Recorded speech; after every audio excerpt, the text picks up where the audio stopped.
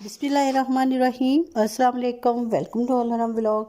आज मैं आपके लिए बहुत ही मज़ेदार टेस्टफुल सी गोभी की जो रेसिपी है वो लेके आई हूँ। आज मैं आपको बताऊंगी कि किस तरह से हम गोभी जो है उसे बनाएंगे। तो एक तो गोभी जो है वो गोभी का बादीपन जो है वो बिल्कुल ख़त्म हो जाएगा। दूसरा जो है कि गोभी जो है बहुत मज़ेदार और टेस्टफुल बनेगी। तो भी चलिए ये वीडियो को शुरू करते हैं। बिस्मिल्लाहिर्रहमानिर्रहीम।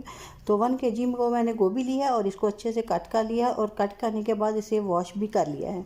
वॉश करने के बाद अब मैंने साथ में आप देख सकते हैं कढ़ाई के अंदर पानी जो है वो डाल के रख दिया है। तो अब मैंने इसके अंदर ऐड कर दिया है 1 टीस्पून नमक और 1/4 टीस्पून मैंने इसके अंदर ऐड किया है हल्दी पाउडर।